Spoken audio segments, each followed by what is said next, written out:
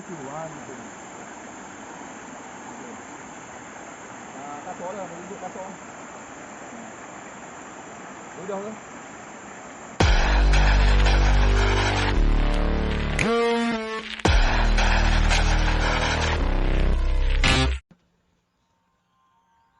Bismillahirrahmanirrahim. Okay guys, Assalamualaikum warahmatullahi wabarakatuh dan juga salam sejahtera. Selamat kembali ke ruangan channel Noah Story Mori. Jadi sebelum kita teruskan dengan kisah kita pada kali ini saya nak ambil kesempatan untuk mengucapkan selamat menyambut Hari Raya Aidil Adha kepada seluruh umat Islam, Muslim dan Muslimat. Yang mana yang balik ke kampung tu berhati-hati semasa memandu. Memandu dalam keadaan yang berhati-hati. Kalau mengantuk tidur tepi dulu, jangan duk kalut. Kalau nak pergi mana, kalau nak pergi mana. Janji benda sampai baik mak ayah kita dan orang yang tersayang menanti kita dengan penuh kesyukuran. Ingat tu, terima tu. Okey, kita tak nak membuang masa. Kita akan teruskan dengan kisah sambungan daripada kisah yang hari tu. Kalau korang semua ingat lagi, penonton masih ingat dengan cerita yang bertajuk Kapal Puaka 1972.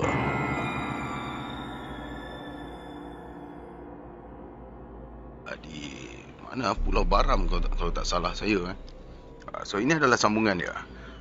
Jadi tanpa membuang masa, jom, come on, jom kita selusuri. Jangan lupa standby kuaci.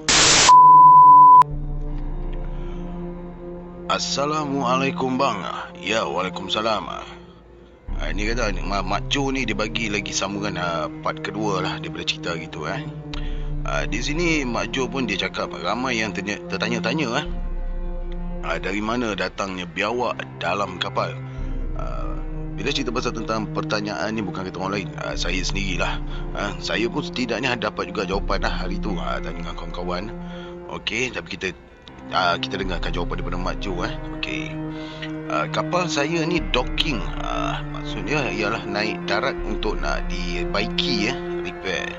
Jadi bila 3 bulan dekat atas darat, tapi belum fully repair lagi lah, belum siap sepenuhnya untuk dibaiki.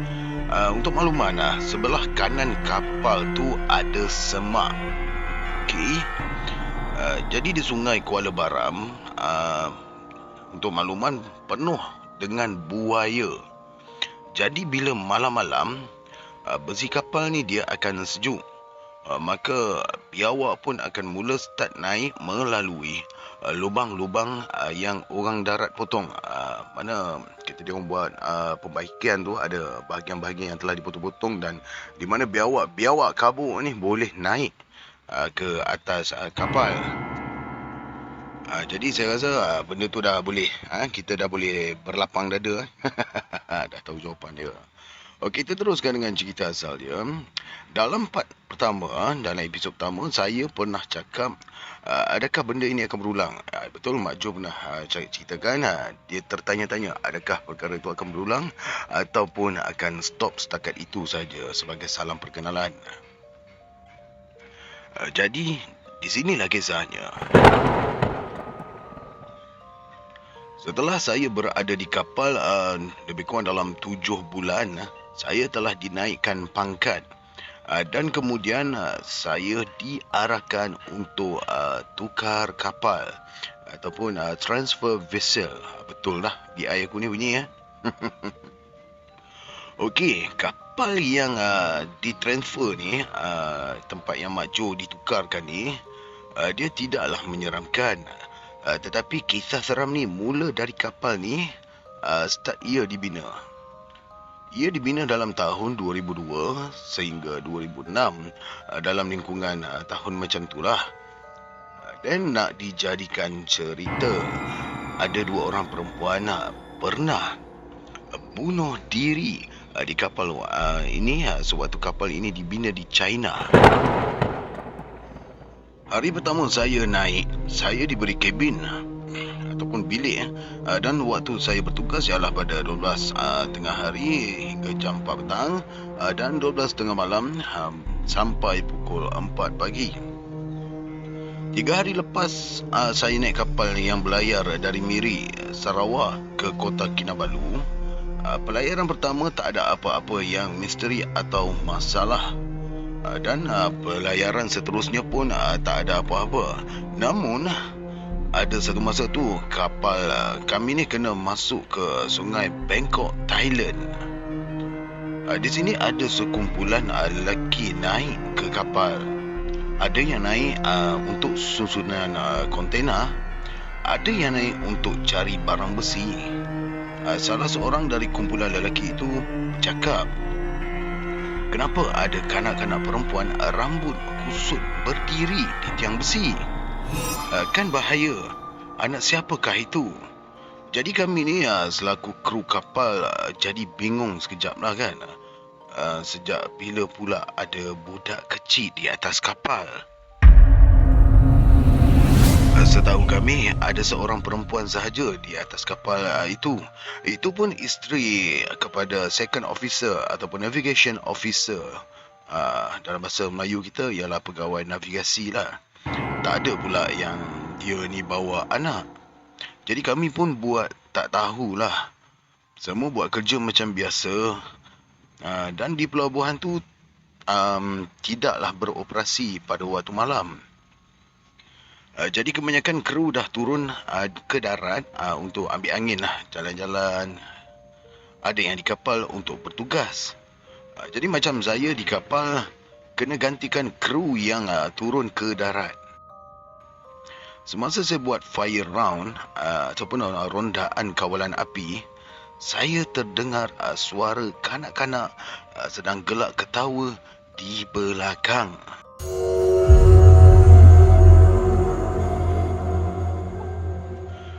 Saya pun toleh ke belakang, namun tiada siapa-siapa. Dalam fikiran saya pun lantas terdetik. Sudah. Kapal ni pun kena juga. Dalam elok-elok kerja time-time ni juga dia nak timbul. Saya terus membuat rondaan macam biasa tanpa fikir panjang. Selang 5 minit, saya dengar bunyi orang ketuk spanar dalam engine room. Saya jerit dari atas. Siapakah yang kerja di bawah? Selepas saya menjerit tu, bunyi itu pun berhenti. Saya jadi hairan. Engine room waktu tu memang sunyi. Sebab kapal ada extra 2 generator di funnel deck. Engine crew hanya start 1 generator di atas. Jadi engine room memang sunyi lah. Saya tak turun untuk periksa. Teringat lagi situasi di kapal sebelum ni. Masa disahut oleh benda lain di engine room. Tanpa fikir panjang, saya pun bergerak ke arah lain. Saya buat tugas macam biasa sehingga tamat waktu tugas. Kapal pun akhirnya berlayar dengan selamat dari pelabuhan Bangkok. Masa berlayar dari Bangkok ke Ho Chi Minh City, Vietnam, perjalanan ambil masa lebih kurang dalam 2 ke 3 hari. Ketika itu saya bertugas pada waktu malam dengan seorang lagi kru dari India. Waktu ni semua dah tidur di buai mimpi. Engine room pun dalam UMS ataupun Human Machinery Space. Memang kena banyak cakap Inggeris pula lah kali ni. Atau senang cerita engine room autopilot yang menggunakan sistem komputer. Waktu kejadian tu lebih kurang dalam 2:20 pagi. Laut diterangi dengan cahaya bulan. Pegawai saya cakap dia nak turun ke bawah kejap untuk ambil fail peta. Jadi saya menganggukkan kepala sahajalah. Anjungan kapal waktu tu memang sejuk. Lantas saya capai jaket saya. Dalam nak mencapai jaket saya tu, saya terima panggilan dari telefon kapal. Saya pun menjawab. Hello, good morning bridge. Joe speaking. Namun lepas tu saya tak dengar apa pun. Jadi saya pun letak kembali telefon. Namun bila saya dah letak, saya terima lagi panggilan. Dan saya pun menjawab, Boning Bridge. Dia diam lagi. Saya terfikir mungkin phone rosak atau problem dengan kabel, masalah kabel.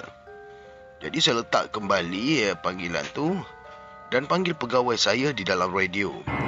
Cuba untuk nak pastikan adakah dia ada cuba hubungi saya ataupun tidak menggunakan panggilan telefon tadi. Dia bagi tahu mustahil untuk dia nak call saya menggunakan panggilan telefon sebab dia kan ada radio. Okey. Jadi saya terdiam. Tapi masa tu saya tak fikir pun ada gangguan. Telefon berdering lagi. Kali ini melalui sound power telefon, phone emergency. Dan panggilan ini datangnya dari bilik steering. Saya angkat call itu. Saya dengar seorang perempuan menjerit minta tolong. Jantung saya berdegup kencang, darah berderau, tangan saya menggeletar. Pegawai saya naik ke bridge dan lihat saya semacam. Dia tanya saya, kau ni okey ke tak? Lantas saya ceritakanlah hal tadi. Kali ni, yang lagi gempak ialah kesemua phone di dalam kapal berbunyi. Saya diarahkan untuk turun ke bilik untuk memeriksa. Dalam perasaan yang ketakutan, sejuk, saya turutkan juga dengan turun ke bilik steering dengan perlahan-lahan. Dan seperti biasa, tiada sesiapa di sana.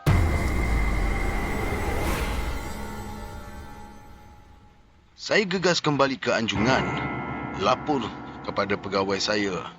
Dan dalam masa yang sama, ada suara dalam radio. Suara menjerit minta tolong dan bunyi bising macam bunyi air. Kami berdua terus senyap sampai waktu tugas habis. Masing-masing terus ke bilik untuk tidur. Selalunya selepas bertugas, kami akan turun ke bawah tengok movie sambil masak Maggi. Namun sebab akan kejadian yang telah berlaku tadi, kedua-dua kami terus masuk bilik. Lepas malam tu, kadang-kadang saya dengar lagi budak yang sedang bermain ketuk pintu sambil ketawa. Sehingga kan saya rasa terbiasa, tiada lagi gangguan lain atas kapal melainkan kejadian yang sama seperti itu. Walaupun saya dah tak bekerja lagi di atas kapal tu, saya masih lagi dengar cerita daripada kru-kru lain, gangguan dari seorang perempuan dan kanak-kanak. Banyak lagi pengalaman seram yang saya alami di kapal, tetapi saya hanya akan cerita sampai di sini sahaja. Sekiranya abang dan viewer lain nak tahu, saya boleh ceritakan lagi. Okey, itu dah cerita yang disampaikan oleh Mak Jo part 2 berkenaan dengan kapal. Okey. Kat sini Mak Jo kata, kalau kata saya nak tahu atau viewer lain nak tahu kan, of course kita orang semua nak tahu lagi. Agaknya Mak Jo bersudi-sudi lah untuk nak berkongsikan lagi cerita-cerita yang menarik, apa yang berlaku di kapal, kawasan laut, apa semua ni kan. Ramai lagi kita orang nak tahu. Sekurang-kurangnya kita ada input ilmu daripada sini kan, dan daripada pengalaman yang luar biasa daripada yang Mak Jo dan juga kawan-kawan lain terima. Sebab macam kami ni ada confirm lah, orang kata macam apa ni, kategori orang darat lah orang kata. Berenang pun bolehlah untuk nak selamatkan diri, untuk nak menyelamatkan diri sendiri ataupun sekurang-kurangnya seorang dua janda, insyaAllah. Yeah. Gurau je guys. Okey, apapun terima kasih kepada semua sekali kerana sudi untuk mendengar daripada mula sehingga habis. Jangan lupa untuk subscribe kepada mereka yang masih lagi belum subscribe. Jangan lupa untuk tekan butang loceng notifikasi supaya tidak ketinggalan dengan video-video kita lagi yang menarik. Sehingga kita berjumpa lagi dengan cerita-cerita yang lagi best insyaAllah ke hadapan. Assalamualaikum warahmatullahi wabarakatuh. Jumpa lagi.